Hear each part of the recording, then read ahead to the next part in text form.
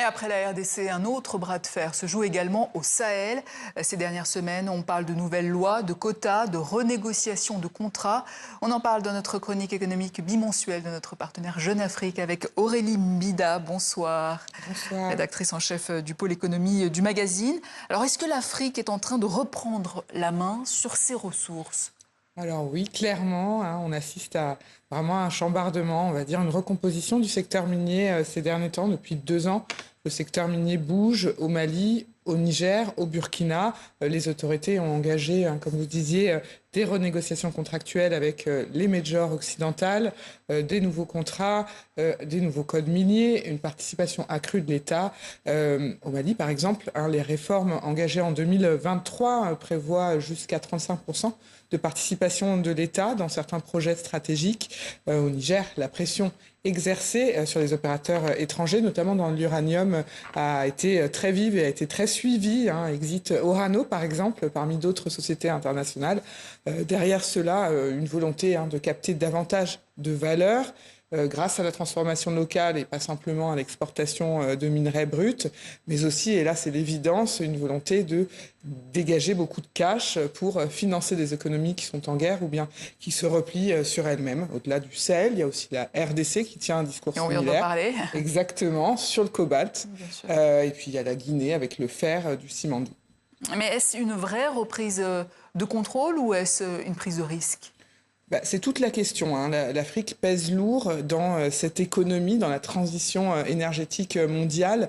Selon l'US Geological Survey, le continent concentre lui seul plus près de 70% des ressources mondiales de cobalt, principalement en RDC, près de 40% du manganèse et puis également de riches sous-sols en lithium et puis en graphite, dans un contexte où les États-Unis, l'Europe, la Chine se battent pour les chaînes d'approvisionnement. Le rapport de force, il pourrait être en faveur des pays producteurs. Mais bon, la réalité, elle est un petit peu plus nuancée. Les investisseurs vont aussi regarder finalement le risque pays, la stabilité, les tensions politiques au Sahel, les ruptures institutionnelles, les incertitudes juridiques, ça pèse dans les décisions d'investissement. Plusieurs groupes miniers d'ailleurs ont réévalué dernièrement leur stratégie sur le continent.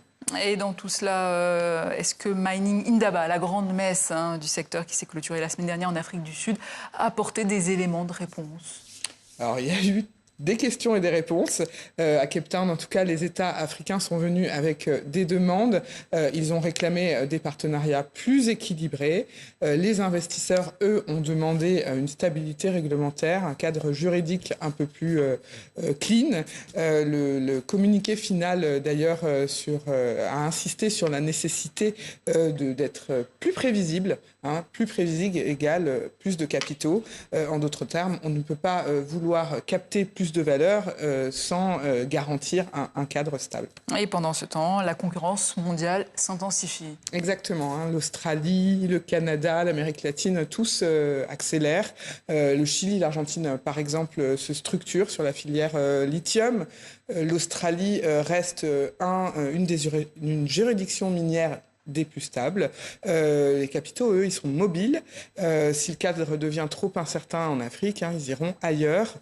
Pourtant, les besoins du continent sont énormes. Selon la Banque africaine de développement, le déficit annuel de financement des infrastructures représente plus de 100 milliards de dollars. Donc les recettes minières auraient été bienvenues et seraient bienvenues pour combler cet écart. Tout l'enjeu donc est de trouver cet équilibre entre les conditions plus fermes et en même temps rester attractif. C'est probablement le défi minier de la décennie. Aurélie Mbida, merci, rédactrice en chef du pôle économie à Jeune Afrique.